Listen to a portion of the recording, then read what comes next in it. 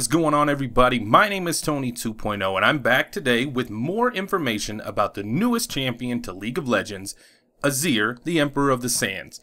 Today we're going to go over all of the statistics for his abilities as well as his base stats, so let's go ahead and get right into it. On the screen I'm going to put up an image of all of his base statistics, and there will be a link to the description from where I got this information for you guys to go check out as well. These are the first stats coming from the PBE servers, and although things can definitely change before the full release, you know, they're going to work some things out, these are a pretty good starting point to realize how this champ is going to work. The base stats up on the screen, as you can see: damage is 43, health 390, mana 280, movement speed 300. He starts out with some armor and more magic resist, and then just his range. He's got a pretty decent range, is something that I noticed from this. Moving down the list here, we're going to start with his abilities. His passive, Shimura's Legacy. Azir gains 2% attack speed for every 1% cool reduction he has. So just like Nasus, if you're farming his Q, you're going to want to stack up on cool CDR items to help boost up his attack speed. The Sun Disk. This was something that I covered in the previous video, but didn't know the specifics on so far, so now that this information is in, it's kind of nice to know. Once the Sun Disk goes down after destroying one of the enemy turrets, it will last for 1 minute.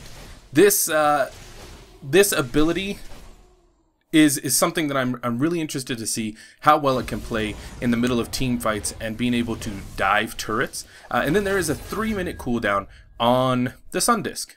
Going on to his Q, Conquering Sands.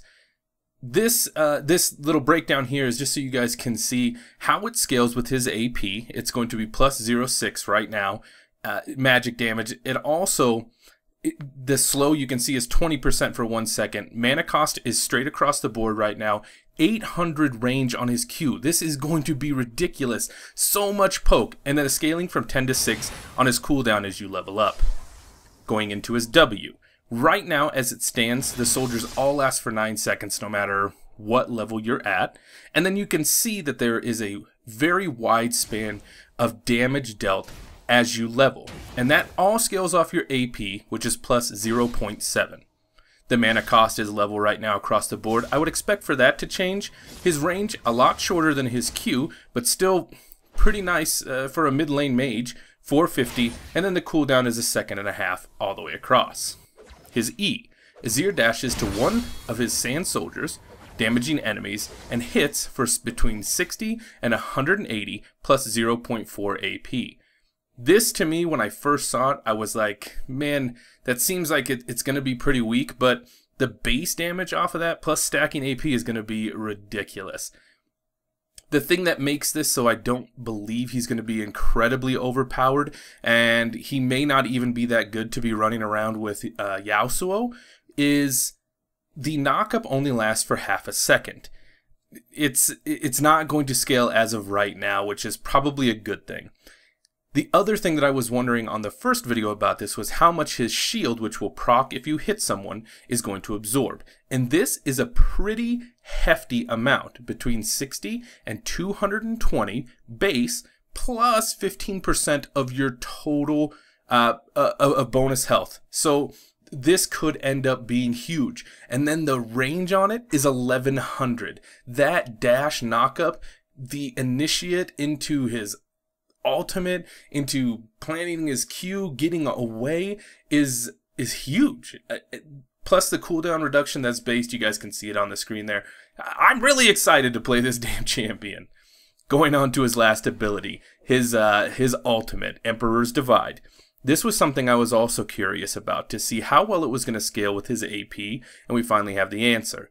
Dealing 150 to 300 base AP plus 0.5 of what you have built into you. The soldiers remain in a wall, and this scales from 5 to 7 seconds. In the initial video and what I will put on the screen, it doesn't look like they last that long, but here it does. The other thing that we did learn is that Azir and allies can pass through that wall freely and gain a 20% movement speed for 1 second. This is huge. I think this ultimate although it has an incredibly short range, is going to be very, very useful, and it's going to be an amazing engage. I was kind of thinking it's like a Flash Tibbers, since it stuns and knocks back. It doesn't stun, excuse me, it knocks back, but that's kind of how I would envision playing it. Flash, Flash Emperors dividing instead of Flash Tibbers. And so everything that I'm finding out about this champ is fantastic, and I'm excited to play him. Guys, he's on PvE right now. You can go and check him out if you're on that kind of thing. More information will come out, and I will try to bring that to you guys. But I want to thank each and every one of you who checked out the previous video. The link for that will be at the end of this video, down in the description. Somewhere there'll be a link, and you guys can click that if you want to go and check out the first video I made about Azir. As always, if you appreciated this, liked it, got some information out of it, click like for me, subscribe if you're new, and I will be back very soon. Peace.